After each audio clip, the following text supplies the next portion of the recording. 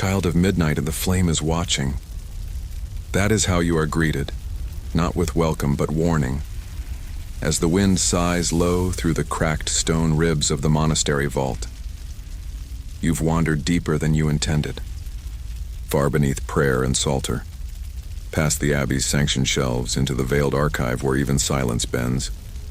Here, under the crook of an arch blackened by time and soot, you find the monk, or what remains of one. He speaks in breaths, ragged, wet, laced with dust from another century. His eyes do not see you, and yet they do. He raises a trembling hand, fingers cracked like vellum soaked too long in blood. Not his, not yours, not yet. A candle guttering beside him flickers, as if listening.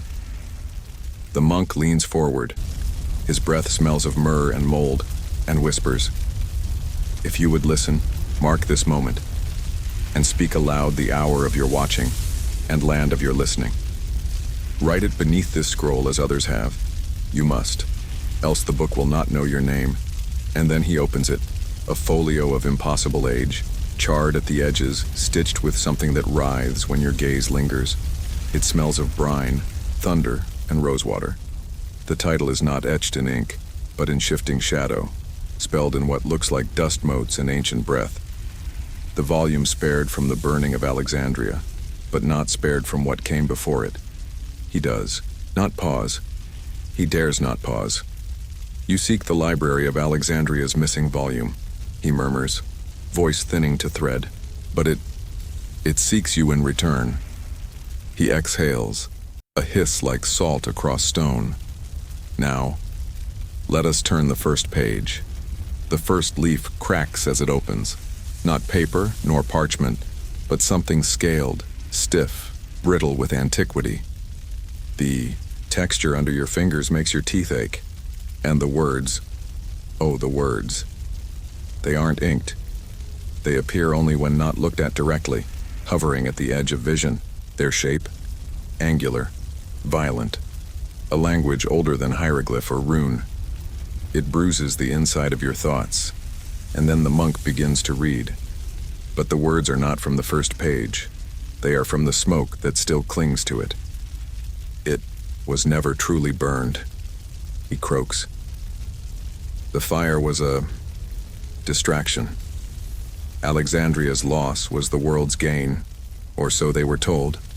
But beneath the flames, beneath the scrolls and scroll keepers, something was rescued. Not by men. Not by gods," he coughs, and soot falls from his lips. "They buried it deep, beneath the serapeum, not in vault nor reliquary, but in the minds of the scribes who carved memory into clay, not for others, but for watchers. Not eyes, not ears. Watchers." The candle flares without breeze. The shadows crawl backward. Obscure history. In 391 AD, the Serapeum of Alexandria, a grand temple and secondary library, was destroyed under Theophilus' orders. But within its catacombs, a cult known only from a shattered limestone stele, the Custodes Obscura, were said to have maintained a book that arrived before language itself. "You've heard of that day," the monk breathes, "when the scrolls turned to ash. But there were screams no one accounted for, no bodies ever found. Do you know why? You don't answer. You can't." The monk leans closer, and from his throat comes a wet rattle of memory, not speech. "Because they opened the other book, the one not written by men but remembered by the stone, the missing volume, not lost, merely waiting." The fringe belief he speaks of is this, that certain texts are not read, but read you, psychic palimpsests. In late Mandaean mysticism, there were whispers of a negative scripture, whose recitation unwrote the speaker's lineage backwards through time. A tool not of sorcery, but of divine erasure. You feel the weight of the folio shift. The monk is no longer turning pages. The book is on its own. And here begins the first mystery. A theological paradox preserved only in Syriac fragments from the monastery of Cartmin. If the Logos, the divine word, spoke creation into being, who was the listener before the first word? What entity could hear before sound existed? The missing volume dares to answer, not with clarity, but with hunger. The monk begins to shiver, not from cold, from memory. He whispers, "They buried the book beneath ashes, but not fire's ashes, ashes of something older. The first cathedral of thought, before temples, before prayers, before lies." You glance again at the page. It moves. You could swear. It breathes. And just beneath the moving lines, you see a shape pressed into the page, like a fossil or a scar, not of a hand, but of something with too many fingers. The monk chokes and coughs, and a tooth falls from his mouth. You do not blink.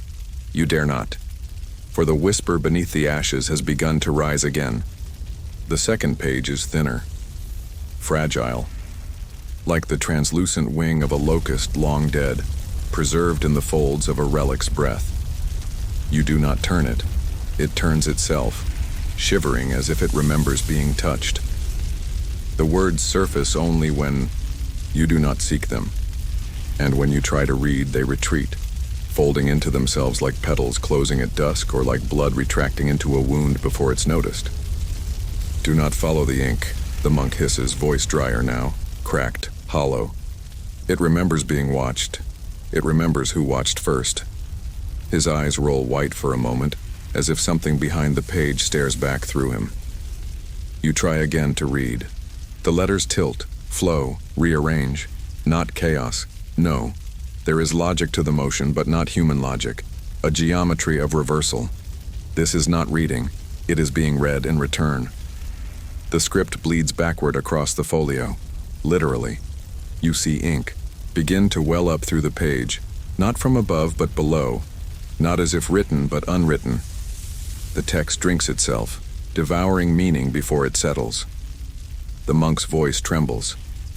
In Antioch there was a translator named Rastos. 6th century. He copied this volume by candlelight, and every morning found his night's work rewritten in reverse. He slit his own throat to silence the echo. But they say, the monk leans closer, smile twitching. They say his wound healed from the inside outward. Obscure history, Almor, Byzantine codex recovered in 1932 from the monastery of St. Simeon Stylites, contains a page inked entirely in reversed Aramaic. For decades it was thought to be gibberish until one scholar read it aloud into a mirror. He later claimed the words summoned his own childhood dreams, in reverse order, ending with a vision of his own birth, not from a mother, but from shadow. You look again at the page. The letters begin forming something more coherent. A symbol, a circle, but not smooth. It twitches at the edges. Within it, text coils like a serpent eating its tail. But when you blink, the tail becomes a tongue, and the tongue speaks without sound. The monk covers his ears. His nails leave bloody crescents in his scalp. Do not let it finish the sentence. Too late. You hear it. Inside. Behind your ears. Not a word, but a sensation. Like glass scraping on wet stone. Like a breath under your skin. The phrase it speaks is simple. We remember your unmaking. There is something rising in your chest, and not fear, not revulsion. It is nostalgia. You've never read these words before, but you miss them. Deeply. As if they were stolen from your blood before birth. A fringe belief from the Zosimian alchemists returns now. That certain sacred books are anamnetic scars, memory wounds left from past incarnations when one dared to read what gods buried. To remember them is to invite relapse into a prior self that should not return. The monk removes something from his robe. It is a fragment of papyrus sealed in wax. A sample, he whispers, from the original draft. The ink is made from murex, yes, but also from the marrow of a condemned theologian. He grins, toothless now. It bleeds backward, like memory. You reach for the wax, but your hand trembles. The page seems to notice. The ink halts its retreat and begins to form a question. No language, just meaning. And that meaning is simple. Which part of you shall we rewrite first? Theological mystery. In early apophatic traditions, there was the belief that ultimate truth is unknowable, not because it is beyond comprehension, but because it erases the one who dares to know it. The unknowable is not hidden, it is defensive. The book embodies this belief. The more you understand, the less you exist. The monk clutches his chest. I have read too much. His voice is no longer aged. It is fading in a different way. You realize now, his voice is being unspoken. You no longer hear it. You remember hearing it. Even though his mouth still moves, the page ripples. A final word appears, blacker than ink, sharper than light. Unwrite. You hear a distant sob, your own, and suddenly you understand. The book is not telling you a story, it is telling you backwards. The third page is heavier, not in weight but in density, as though it carries more space than it occupies. You feel it before you see it. A pressure in the back of your skull, like the echo of a door slamming shut in a room that doesn't exist. When your eyes meet the page, they recoil. There are no words here, no script, only shapes, shifting angles, interlocked spirals, and impossible polygons that should not tessellate, but do. Perfectly, horribly. The monk does not speak. Now, he whimpers, and you know why. For this page was not written. It was calculated. Obscure history. In 951 AD, Al-Hakim al-Majul, an astronomer of the Fatimid court, reported discovering a set of scrolls deep beneath the ruins of the Temple of Serapis. Within were diagrams labeled angles of divine concealment. One pattern, when traced on the skin of a sacrificial goat, caused the creature to bleed in the shape of letters from a language lost since Babel.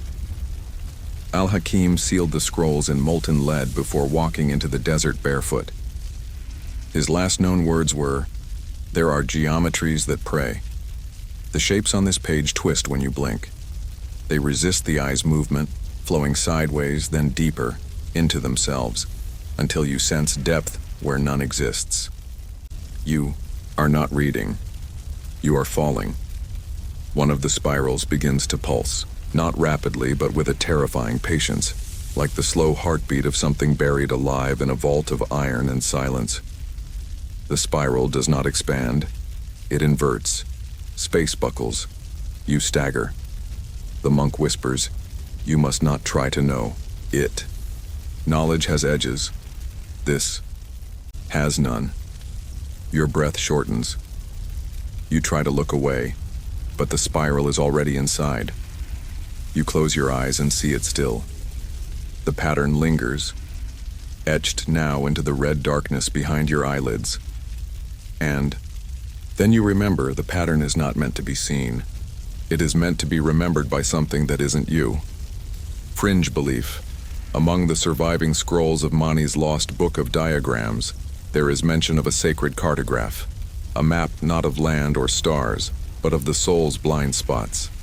Certain curves in its geometry supposedly unraveled perception itself, allowing the user to unknow a fact so deeply it was never true.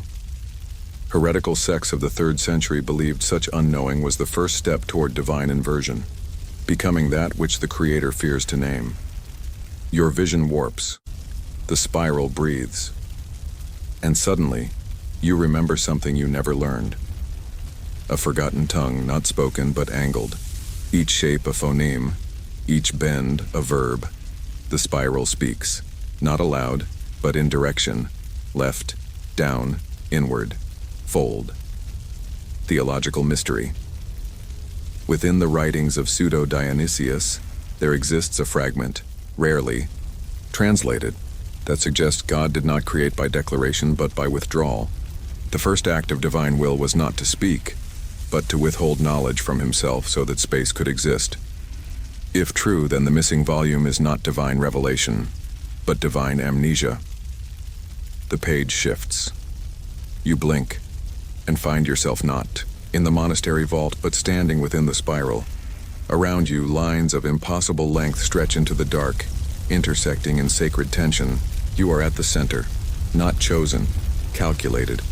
The monk's voice is distant now, not in sound, but in sequence. You were always meant to be on this page. You feel the angle in your bones, an ache in the shape of a right triangle where no limb bends, you turn. The spiral continues downward. Each step into its curve peels away a certainty. Your name, your age, your mother's face, your first sin. They flake off like candle wax scraped from stone. You weep, but the spiral has no mercy. Another figure stands at the spiral's next bend. You, older, paler, bent, mouth open in silent warning, or perhaps song. And scrawled into your own skin are the shapes you now see. They are readable, but only from inside out. The monk's whisper returns, trembling. I found that shape once, on my tongue. I bit down before it could speak itself. You, now understand, this page is not part of the book. It is the book, and it is drawing you, angle by angle, into its core. The fourth page resists your touch. It is not dry like parchment, nor supple like vellum. It feels damp, cold, coated in a residue that clings to your fingertips, a mix of salt, rust, and something like preserved breath. When you try to lift the page, it shudders, not with age, but reluctance, as though it remembers being sealed. And then it parts, slowly, like stone cleaved by ritual, or skin parted by something searching. What lies beneath is not a tale. It is a map, drawn not in ink, but etched with brittle mineral lines flaked with fossilized salt. The lines spiral inward toward a crude rendering of the Serapeum Temple. Its roof collapsed, columns fallen, but beneath it, in the dark, a second temple sleeps, not built of marble, but of bone. You must not follow the path, the monk rasps, unless you are willing to forget the return.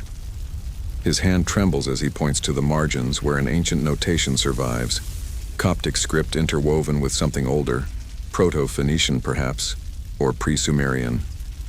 One line stands apart, pressed deep into the page, De profundis, non redibit. From the depths, there is no return. Obscure history. In 1897, a team of French excavators uncovered a sealed catacomb beneath the Serapeum of Alexandria. Among the debris was a vault crusted with salt containing a mummified body, arms dislocated, face locked in a silent scream.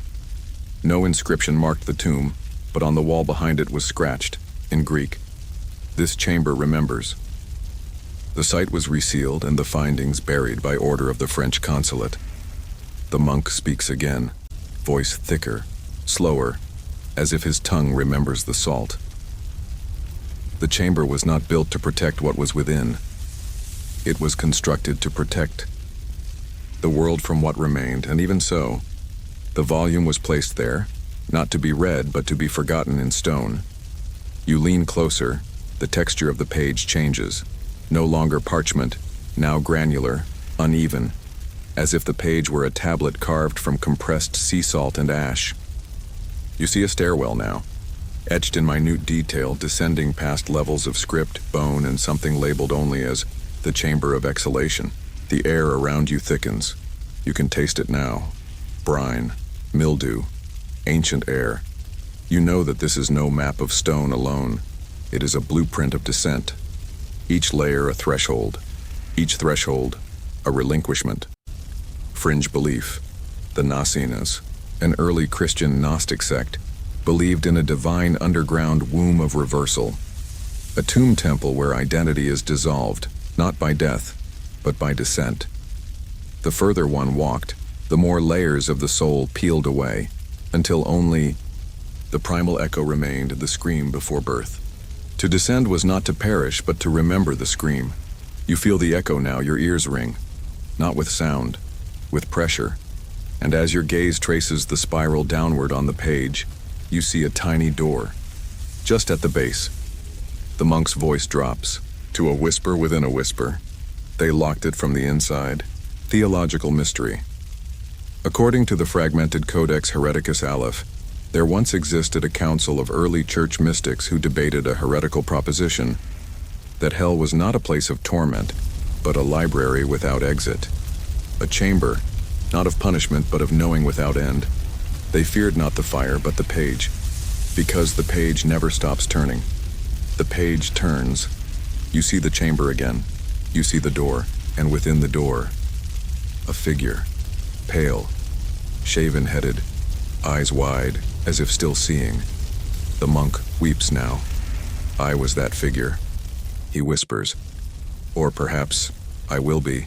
That is how the chamber works. Time descends like breath through wet cloth. The walls around you pulse. The candle shrinks.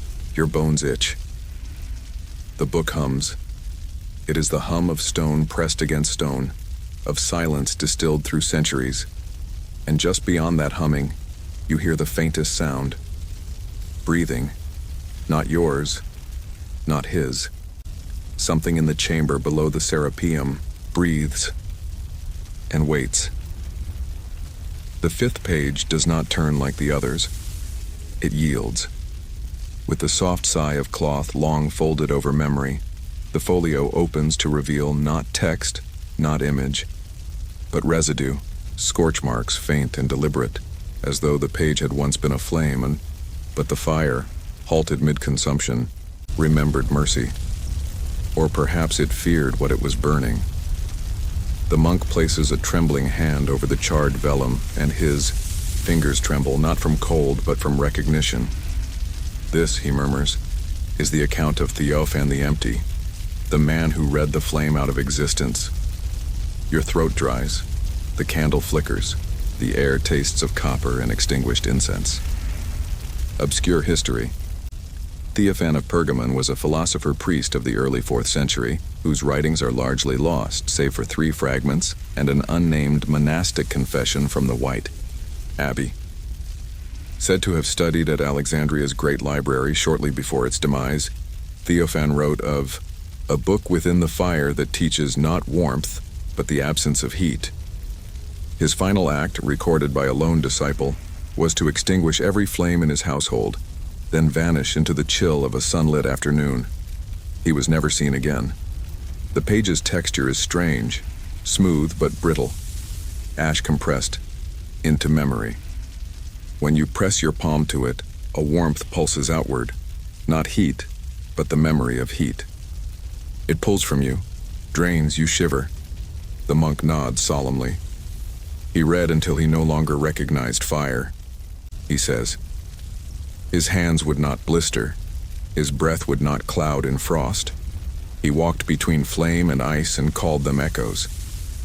A phrase appears now, slowly, scorched letter by letter across the page like a whisper from a dying ember. What is fire? When the soul forgets warmth. You feel it in your fingertips first. Numbness, then your shoulders. The cold is not physical. It is existential.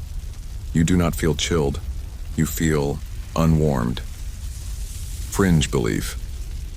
In a fragment attributed to the Apocryphon of Smoke, heretical theologians claimed that fire was not an element, but a punishment for remembering too much.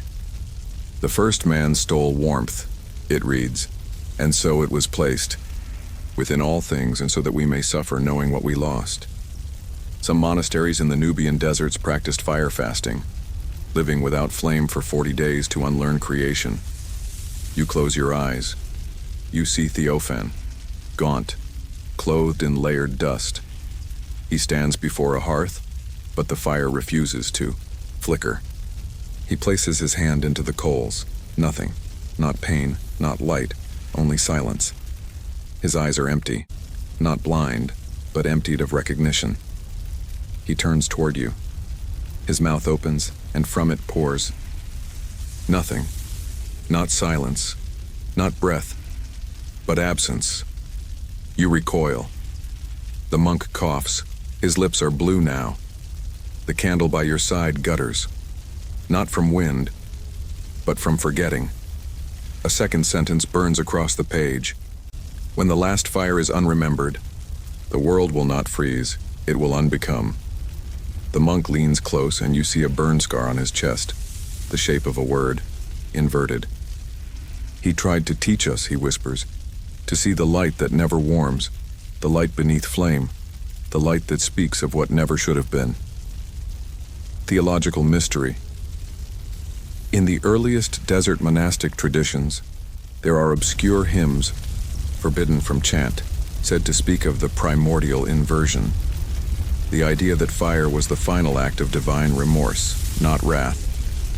That when God saw what he had made, he burned light into it so we would never know the cold he first created. You watch the page again. It curls slightly at the edges. A third phrase scorches itself across the margin. Do not warm yourself by a fire that remembers. You understand then. Fire is not forbidden. It is dangerous because it remembers Eden, and memory is the deepest heresy of all. You pull your hand away from the page. Your skin is intact, but your pulse no longer responds to warmth. The candle goes out. You do not notice, because something in you has forgotten what flame means. The sixth page is not a page. It is a list, not alphabetized nor ordered by author, theme, or century. This index disobeys all known systems. It swirls, loops, breaks. Entries scratch across each other, fade into blank spaces, and reappear at the edges as if written by a blind scribe in a room with no walls. The parchment is unusually pale, almost translucent, as if bleached by moonlight, or worse, as if the paper itself was made from unwritten memories. The monk exhales sharply.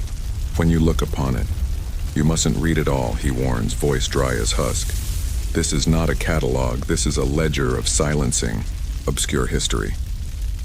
In the lost epistles of Cassiodorus the Younger, smuggled from the vivarium before its collapse, there is mention of an index kept beneath the library's chapel, a pale parchment that lists what was never to be known. His final letter describes staring at a title that made his thoughts echo, as if someone else were thinking them first. The index was reportedly stolen during the Lombard sack and has never resurfaced, until now. You squint. At first the names seem harmless, and Codex Pestilentia, the root-sown testament, Psalm of the blistered angel. But then, there, one title reads itself aloud in your mind, not audibly but with sensation. The book of what the body forgets when drowning. You taste salt and fear. Because this is not just a list of cursed books. It includes books not yet written, books never authored, books whose pages are you. Fringe belief, the Ashkar sect, a shadow tradition from the 8th century Levant, believed every soul authored a spiritual book during their life, invisible to all but those who had unwritten themselves. To read one's own future title was to invite prejudgment. Those who glimpsed their unwritten book often ceased to act, speak, or sleep, paralyzed by knowing too much before it had happened. The monk touches one line gently. The ink smears. Beneath it in fresh script a new title appears, The Listener by the Candle's End. Your hand trembles. You didn't write that. You haven't written that. But you feel it inside you now, pulsing like a second heartbeat. A book, with chapters. Events you have not yet lived. Words you have not yet spoken. And a final sentence already forming at the back of your mind. And then the page turned, and there he was. You look up. The monk is staring at you, his eyes sunken, his lips barely moving. You're in it now, he whispers. Your title has entered the list. You want to tear the page, burn it, but you remember the page before. And the philosopher, who forgot fire, the flame will not come. A soft hiss arises. The ink reshapes itself, and then you see it, an empty line at the bottom. Blank. Waiting. Theological mystery. Some Eastern monastics whispered of a divine archivist, not a being of judgment but of remembrance, who merely records the names of those who see too much. Once your name is inked in his library, salvation is no longer an option, not because it is denied, but because you no longer desire it. The blank line pulses once, and then, so faintly, you almost miss it. Your name begins to appear. The monk bows his head. It has begun. A low rustle fills the room, like wind through dried pages, or breathing through thousands of closed mouths. You feel the list expand. You feel the ink move beneath your skin. You feel yourself becoming readable, and the line is not blank anymore. It says exactly what you fear. It says what you will become. The 7th page feels colder than the rest, not because of air, but stone. A residual chill, as though the folio had been laid upon a slab of crypt marble for centuries, absorbing its breathless cold. When you touch it, your fingertips sting. The texture is rougher here, coarser. Not fibrous like paper, but granular like etched stone. Across its surface run faint grooves, lines not drawn, but carved. They intersect like capillaries, forming a network that pulses faintly under the candle's light. The monk draws his sleeve back. His forearm is pale, lined with scar tissue. No scribe penned this, he whispers. The words on this page were extracted. You lean closer. The grooves branch in impossible directions, mimicking not words, but veins. You realize now, this is no illustration. This is a map of something living, or once living, obscure history.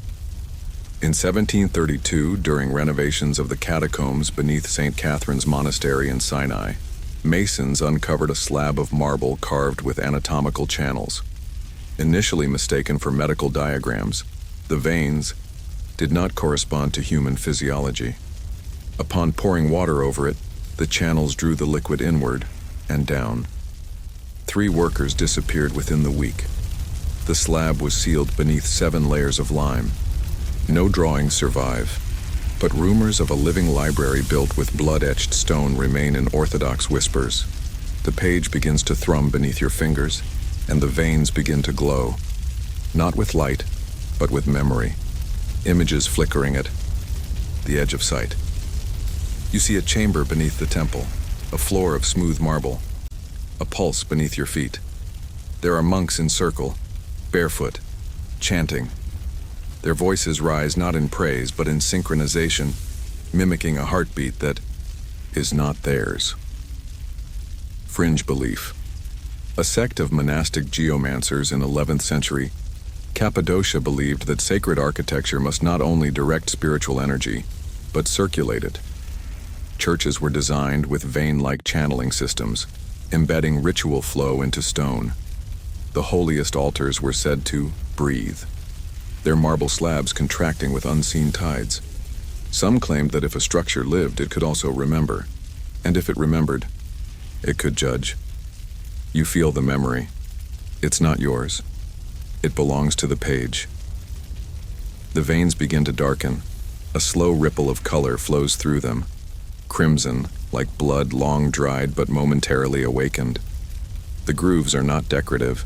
They are active. The monk removes a knife. He does not explain. He draws it lightly across his palm and lets a single drop fall onto the page. The veins drink. Instantly, the grooves flash scarlet. Only once, and then vanish, absorbed. The lines rearrange. New ones etch themselves, forming a sigil that shifts when you try to memorize it. Not a symbol. A warning. You don't know what it says, but your bones do. Your body recoils, even as your mind hungers. A sentence is now etched into the page, slowly, as if being bled into existence. The stone remembers faster than the soul. The monk's voice breaks into sobs. I carved the first map with my own veins. I thought I could bind the book's movement, but the veins were not mine for long. You see now, the veins do not trace a human figure. They form a sigil of the library itself, a shape too vast, too ancient, not a building but a body. A theological mystery rises unbidden.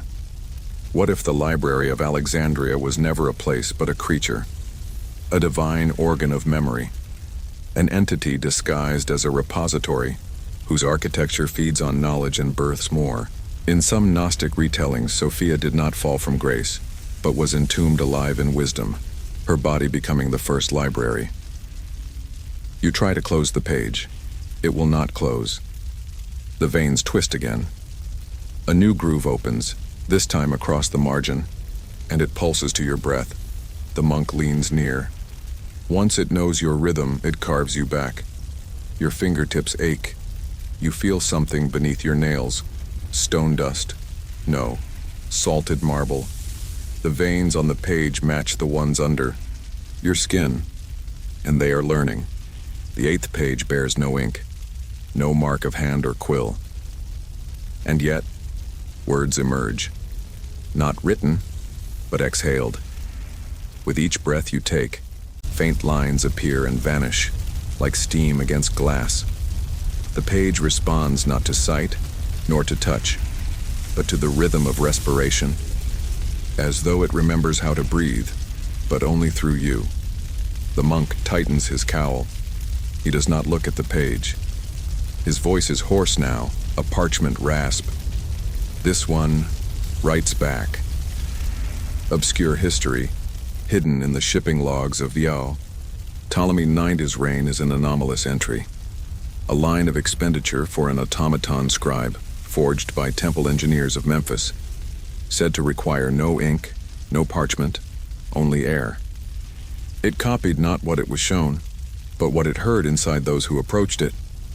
Records say the scribe was buried beneath the museum's eastern wing after transcribing a page that caused 7 librarians to tear out their tongues. The artifact was never recovered. The wing was destroyed by fire within a month. You lower your face to the folio. It feels warm, alive. And then, a shiver. Not from you, from it. A single word forms at the center, pale as condensation. Speak. You don't. But something does. A breath slips from your lips, unbidden, and as it passes over the page, lines rise like wind-blown ash. Letters form. In a script you do not know yet remember. The letters tremble, then straighten, then fall. Still, the page has written, not what you said but what you felt, not emotion. Deeper, the prelude to emotion, the impulse. Fringe belief. The Hesychasts, mystical monks of Mount Athos, recorded secret teachings about breath prayer, a form of contemplation where breath alone was sufficient invocation. But buried deeper in their scrolls is mention of the Eragraphon, a cursed page that could record the soul's breathing and read back the original sin beneath it. The monks who used it often ceased breathing entirely, entering trances that lasted until their hearts stilled. You exhale again. The page brightens. The words now say, "We remember your first inhale." You freeze. That moment is not yours to recall. No one remembers the first breath. No one, but it. The monk backs away. It was built to record what should not be spoken, he mutters. It can scribe not just sound, but intention. It knows you before you know yourself. The page pulses and then it turns, not by hand, not by wind, by breath. You gasp. And the book responds. Each inhalation shapes the text. It begins to write again, faster this time, sentences spilling forth in a cascade of whisper-thin lines. You recognize none of the language, and yet every syllable feels familiar, like your name rewritten in a dialect of your bones. Theological mystery. In the Gospel of Thomas, a banned text known for its radical implications, there is a hidden saying buried in the Nag Hammadi codices. God's name was first spoken in the mouth of dust. Scholars believe this to mean that before man was given voice, breath alone spoke the divine. But some argue it implies breath was a language unto itself, and that the divine responded not to words, but to exhalation. To breathe was to summon. The Page stills. A final line surfaces, hovering in the center like frost on stone. Breathe once more, and we will finish the sentence you began before your body knew it was alive. The monk grabs your arm. His grip is frail yet fierce. Don't. If you do, it writes the last thing, the last breath, the one that unbinds all others. You stare at the page. It pulses in time with your lungs. You hold your breath. The lines fade. The monk sighs in relief.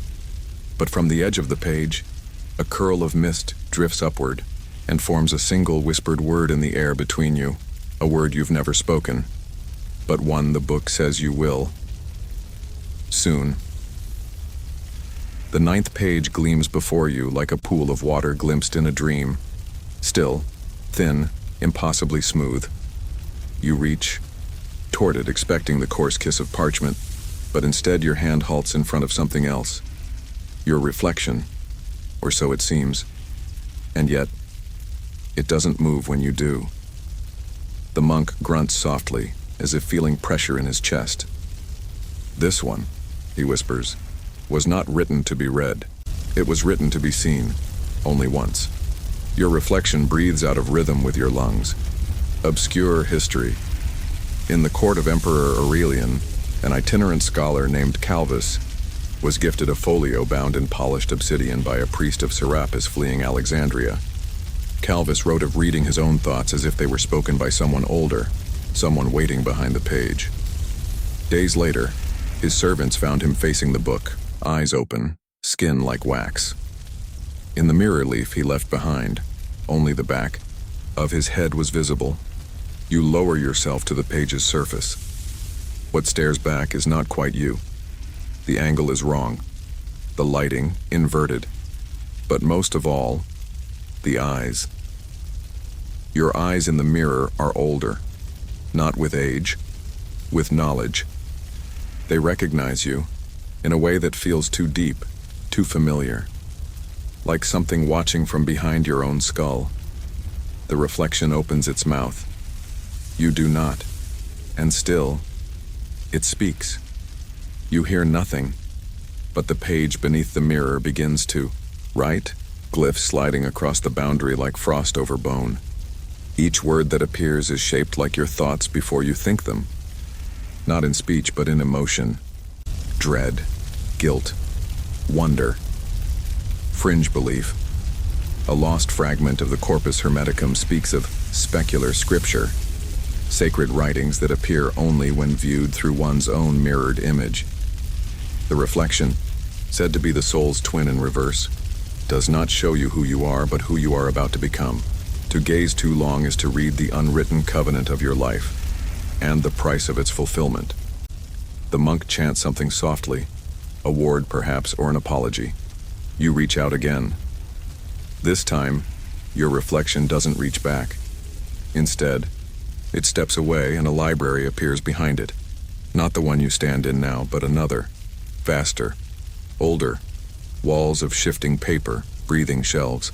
A place that cannot exist, a place that already contains you. You watch as the reflection of yourself walks deeper into the library behind the mirror. You remain still, and then he stops, turns, looks back, and smiles. Theological mystery in Syriac. Mysticism. There is the story of the orphaned book, a divine volume that mirrors the soul, not physically but spiritually. It reflects every choice not made, every prayer unsaid, every moment passed over. Those who read it do not learn, but regret. The greatest fear was not that God wrote this book, but that you did, before you were born. The mirrored you lifts a hand, and so do you. But your hand is slower. It doesn't match anymore. The page's surface begins to ripple. The mirror wavers by no longer reflecting but remembering. The monk hisses, "It's writing the future you should have had," and you see it, your name etched in letters of smoke. Below it, titles of books you have not read, a room you have never entered, a candle you never lit. You see yourself holding this very book, alone, older, and whispering to someone who looks like you but isn't. The page shakes, not from motion, but from inversion. The reflection is no longer you looking in, it is you looking out. The glass fractures, soundlessly. The monk falls to his knees, weeping, and your reflection steps out of view, not away, but forward. You are now staring at an empty mirrored page, and behind you, footsteps that are not yours. The 10th page is nearly black, not with ink but with residue, a thick layering of soot as if it has spent centuries pressed against flame, not burning, but observing fire die. At its center, a ring of pale wax remains intact, hardened into a circular seal. Embedded deep in the wax is a broken wick, long extinguished. You smell tallow, and something older. The monk closes his eyes. He does not speak. He merely places a candle between you, unlit. You understand. Obscure history. In the ruins of Hadramedum, an ivory tablet was uncovered, depicting 12 robed figures, surrounding a single candle, their heads bowed, eyes closed. Beneath them was an inscription, "The Watchers of Flame's End." Archaeologists dismissed it as a funerary scene, but in an unpublished memoir, one of the excavators noted that whenever he stared too long at the carving, he could hear breathing. Weeks later, he locked himself in his home and covered every window. When finally found, he had written a single word on the wall: wax. You place your hands beside the unlit candle. The page pulses. A line appears around the wax circle, written not in ink, but in melted light. The letters shimmer like fire just remembered, and the words spell out, only, "The last flame knows your name." The monk finally speaks.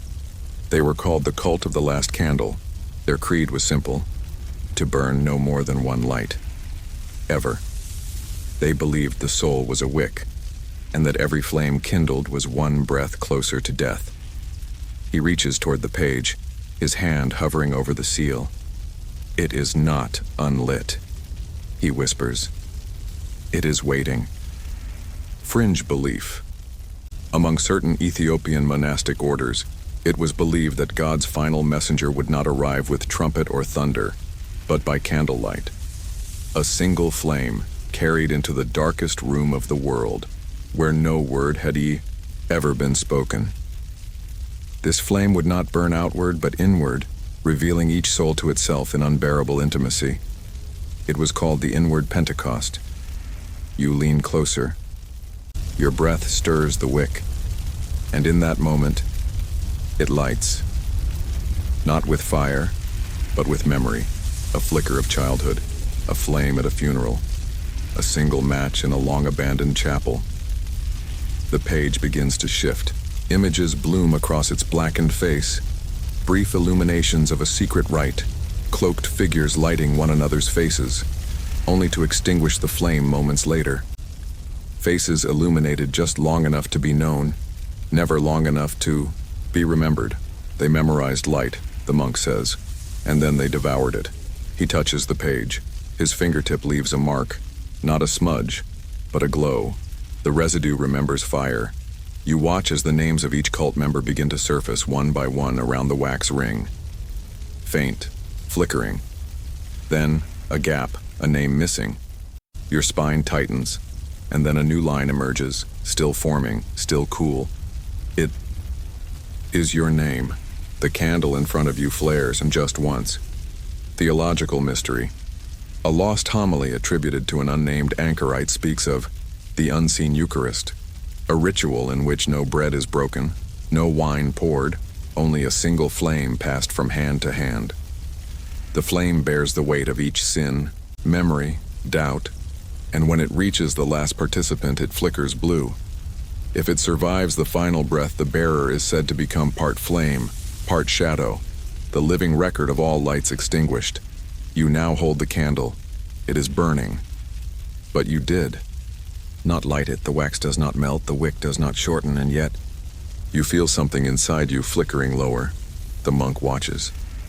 "Do not let it go out," he whispers. "Not until the end." You are its last bearer. The page turns slowly, but the candle remains in your hand. And now, wherever you go, it will burn, and it will count each breath you take until the last. The 11th page is silent in a way that feels deliberate, not the quiet of still air or shut lips, but the silence of a sound that was never permitted to exist. Its surface is smooth and blank at first glance, but as your eyes adjust, symbols begin to emerge, not visually but through pressure. You feel them in your skull, in your teeth, behind your eyes, as though your nervous system is attempting to interpret grammar that predates the tongue. The monk does not approach this page. He stays seated, still, head bowed as if in prayer or surrender. You cannot read it, he whispers. Not with eyes, not with sound. It will speak through what you dream tonight. Obscure history, in a sealed vault beneath the ruins of Ugarit. Archaeologists uncovered a clay tablet marked with indentations that matched no known cuneiform. The pattern of these impressions mirrored certain neural topographies found in epileptic patients. The tablet became known as the Seizure Codex and was banned from study after 5 researchers reported identical dreams of a staircase carved from tongue bones and a voice that spoke in backward hunger. The tablet has since disappeared. You stare. The page does nothing, but you feel it. A tightening behind the ears, a pulse in your jaw, then a pressure builds in your throat. Not pain, but the sensation that something unsaid is waiting to be spoken. A syllable on the edge of breath. You part your lips, and the monk lets out a rasping hiss. Don't say, "Ere," you freeze. The page begins to vibrate. No, that's not quite right. Your spine begins to vibrate, as though a tuning fork had been struck within the marrow, and from this trembling, the words arrive. Not in order, not in form, in feeling. The first sentence translates itself into your nerves. We are not dead. We were merely unspeakable. Fringe belief.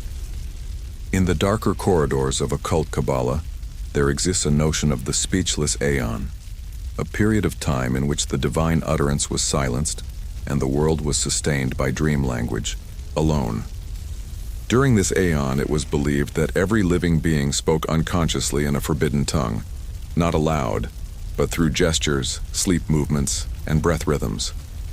The return of this language was feared, because it meant consciousness had failed. The page begins to shift now, not in shape, but in meaning. It bends your thoughts as you try to interpret it. Each time you think you understand, the feeling in your chest unravels and reforms. Not confusion. Something worse. Unmeaning. You understand that this is a language which no living mouth can shape, not because it is too complex, but because the act of speaking it reshapes the speaker. Tongue, teeth, thought. The monk weeps. I heard it. Once, he says. In a dream. A cathedral with no roof. The stars poured in like ink and a mouth opened in the sky. Not a god. Not a demon. A syntax. You are no longer reading. You are remembering a language you never learned, and the words are folding into your memory like parasites seeking soft tissue. The page vibrates again. Your teeth ache, and then a name forms. Not yours, but it knows. Yours theological mystery. Some Sufi mystics warned of a primordial utterance, a word spoken before time, that did not describe the universe, but rejected it. The utterance, once heard, would begin to overwrite reality, replacing each known thing with its most forgotten version. Their answer was to chant constantly, to keep the silence from hearing itself. You feel the word now. It's on your breath. It's pressing against the back of your tongue like a blister ready to burst. You want to say it, because if you do, you won't be alone. But something deep within, something ancient and fragile, resists. The monk looks up, his eyes hollow, yet pleading.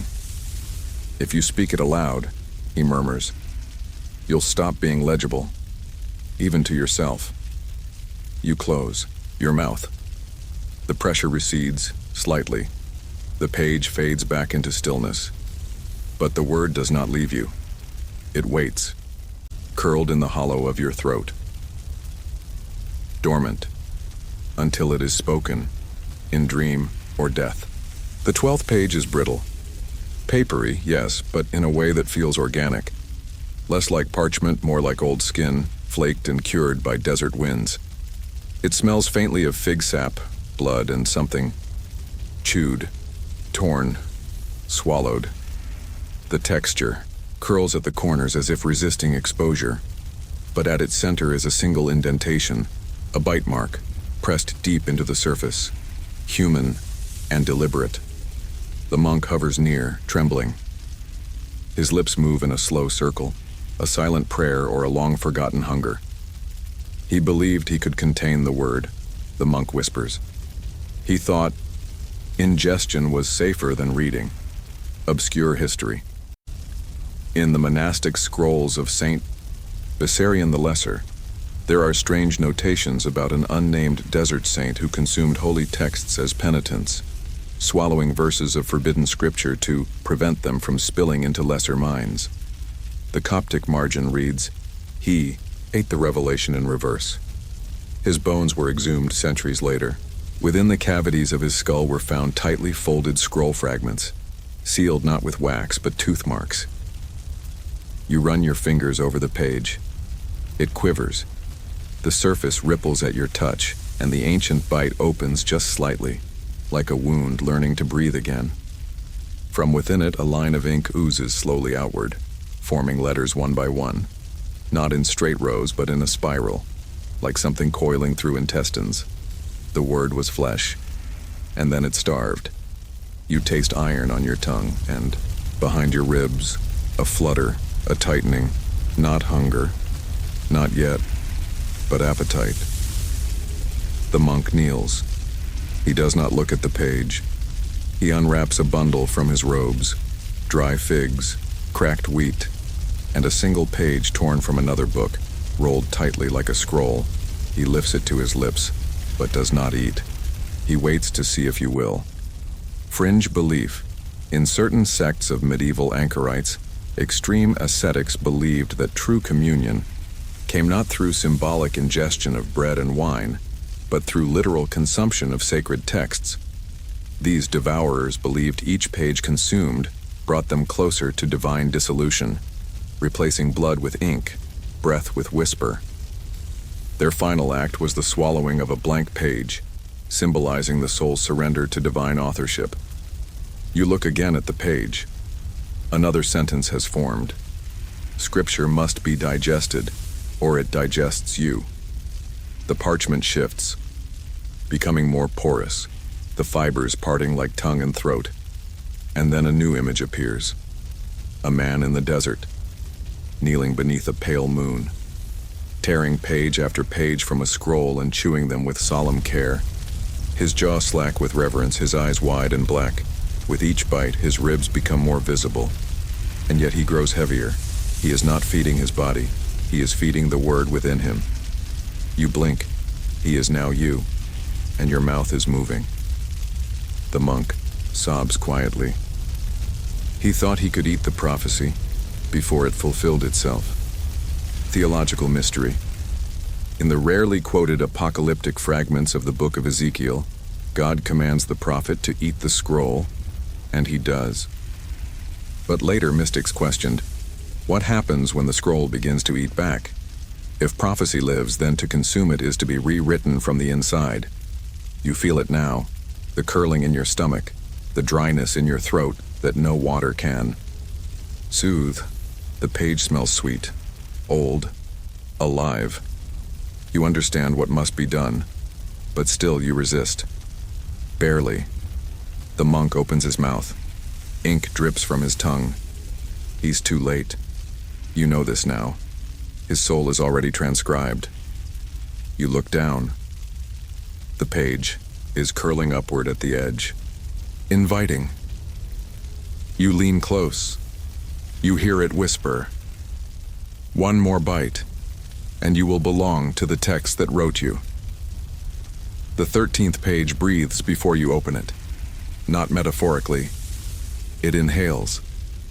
A slow, paper-thin expansion of fibers, as if the folio anticipates its unveiling with something between hunger and irritation. The monk stiffens before you touch it, his eyes darting toward the shadows gathering along the room's edges. His voice is thin. This page draws watchers. You lift it carefully. At first, it appears unfinished, blank, save for scribbled annotations in the corners, illegible marginalia written in dozens of inks, directions, and hands. None complete, all twitching at the edge of form. But when your gaze returns to the center, the illustrations are waiting. They weren't there before. They shouldn't be. Obscure history.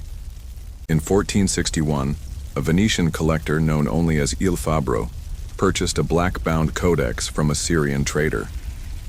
Within, the pages bore crude illuminations of saints and angels, until over time those figures began to twist between viewings. Margins once empty became increasingly crowded with chimeric creatures, crawling inward toward the main text. When the book was finally found in Fabbro's burned villa, every page had been consumed from the corners inward. All that remained was a single phrase. The illustrations have corrected the doctrine. You stare. Tiny beasts scurry along the page's edge. Hooves where there should be wings. Eyes where there should be mouths. Their bodies shift as you watch, never quite the same between blinks. One of them turns its head and stares directly at you, and then it writes. With claws, with teeth, with intention. The text on the page begins to alter. Lines you had not noticed rewrite themselves. Words rearrange. Annotations are scratched out, only to reappear in fresher ink. The margins are no longer passive, they are editing. The monk shudders. They correct meaning, he says. They feed on dogma. The more sacred a word, the more they crave it. You glance down. The phrase, in principio erat verbum, in the beginning was the word, is scrawled across the top margin. You blink. Now, it reads, in principio erat vermis, in the beginning was the worm. Fringe belief. In an obscure treatise by the medieval exegete Adeodatus of Treves, there is a footnote claiming that no holy manuscript is immune to marginal infestation. He describes entities born of forgotten annotations, theological, footnotes and unfinished glosses, chimeras that interpret the divine text in ways no human priest can fathom. Adeodatus insisted that these creatures were not errors but editors. Their goal, to restore scripture to its pre-human form. One of the chimeras crawls farther into the text. It licks a line. The sentence dissolves and is rewritten in a crooked script that burns cold in your mind. Theological mystery. Among the forbidden speculations of the Sibylline caves was the belief that the margins are older than the text, that long before scripture was penned, its borders existed, whispering, anticipating, framing a silence so vast it birthed speech. In this view, the divine was not in the word, but in what surrounded it. And now those borders are waking. You try to close the book. The page bites. A sudden lash of pain across your finger, shallow but unmistakable. A red bead rises, and a dozen of the creatures turn. They sniff, and then they write your name in the corner. The monk recoils. They've claimed you, he hisses. They're preparing your margin. You look down. A border is forming. Tiny filigree. Teeth. Script in a language made of hunger. It's elegant. It's hideous. It's yours. You're no longer the reader. You're becoming commentary. One chimera climbs into the center of the page and looks up. It bows. Then it mouths a sentence you feel in your spine. Every book eats. The 14th page bears no writing at all.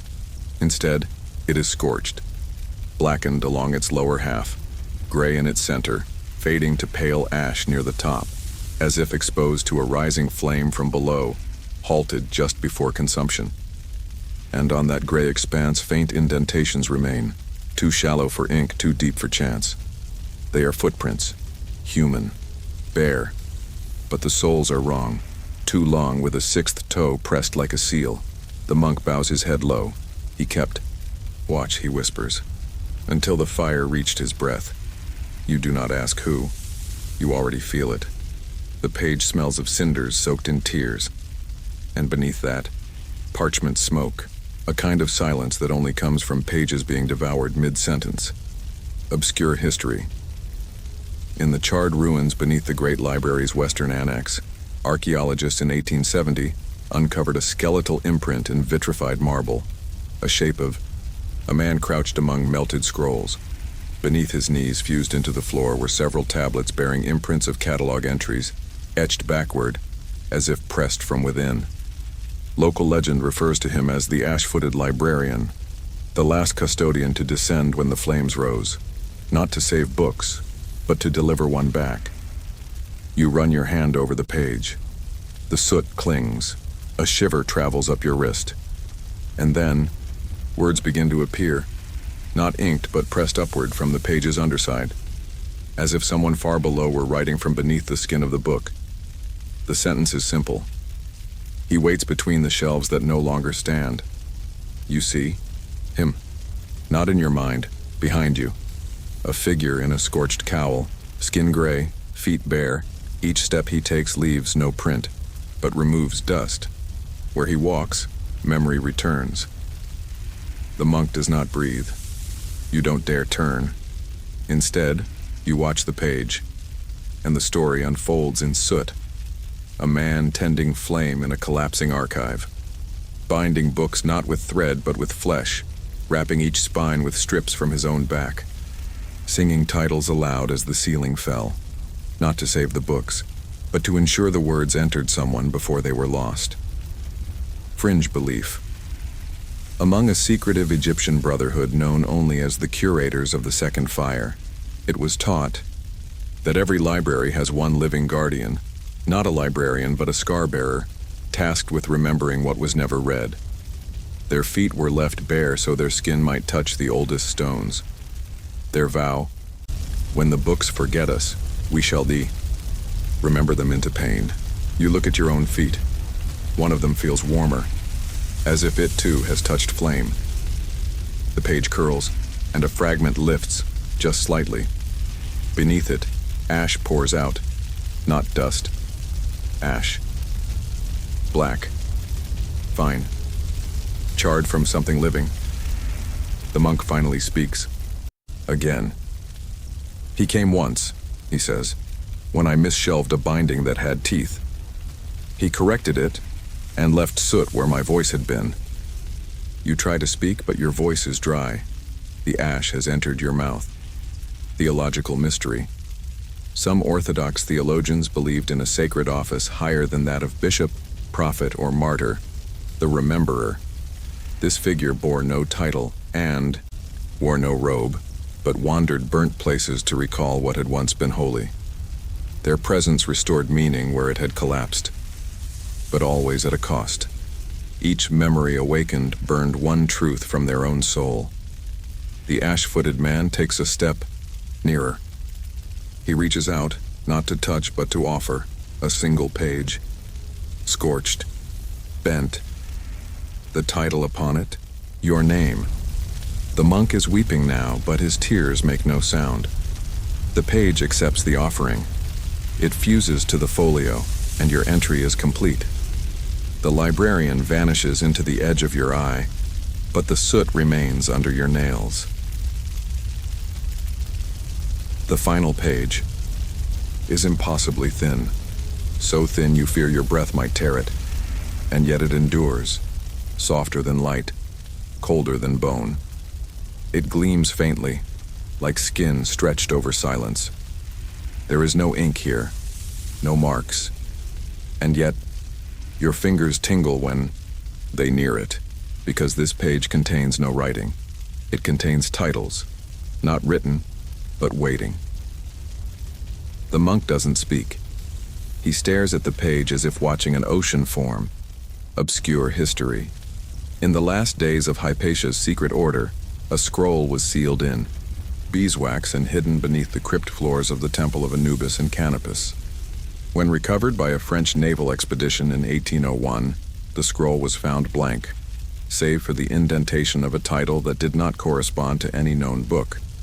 The one who will read this next. Linguists could not agree whether the phrase was prophecy, invitation, or curse. The scroll has since been lost at sea. You place your palm against the page, and it warms, not with fire, but recognition. Tiny vibrations dance up your wrist. And then, the titles begin to rise, not visibly, not audibly. You feel them. Each one is a book you've never read, never written, never conceived, and yet they contain you. They know your doubts, your shadowed memories, your unfinished thoughts. They are cataloging not the past, but the potential. Fringe belief. In a forbidden manuscript attributed to Al-Kindi, the Mirror of Futures refused, it is said that every soul is born with a library of books it might one day become. Most remain unwritten. A few are scratched into dreams. One, only one, is allowed to be opened before death. The wrong title, it warns, leads to the wrong life.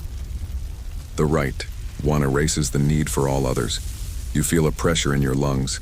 One title emerges clearly now. The ash-marked Witness. You try to look away, but it calls to you, not like a voice, but like a home you've never entered but already mourn. Below it, more titles swell. The tongue that didn't tremble. Scripture of the last window closed. Chronicle of the childless God. Each one heavier than the last, until, there it is, your title, not chosen, not offered, assigned. It is simple, it is terrifying, the one who turns the page. Theological mystery. There is a concept whispered in apocryphal Alexandrian scrolls, that the final act of the divine is not judgment, but naming. That to name is to end. To read one's final title is to collapse every unwritten possibility into a single truth. That is what this page does. Not to trap you, but to finish you. You touch the title, and the book begins to close itself. The monk collapses. Dust rises from his robe. The candle beside you gutters and dies. You are alone, except for the sound. Not a breath, not a voice, but a page still turning, not forward, not backward, inward. Epilogue, the whisper between volumes. The book has closed, but you are still here. The dust in your lungs itches with syllables never spoken. Beneath your fingernails, fragments of unwritten margins glow faintly. And inside your skull a question burns. What did the book take? You cannot say. Because now, when you reach for memory, you find titles instead. Moments cataloged, cross-referenced, footnoted before they ever occurred. You have become a page, a margin, a line. The index holds you now, and perhaps that is the point. Some books are not read, they are entered. Some knowledge does not teach. It catalogs. And the next time someone dares open this cursed folio, they will find your name, written in ash. And below it, a whisper. If your candle hasn't gone out yet, you might be ready for the next book. There are more books. There are always more. The next whisper is older still, but only for those who truly listened.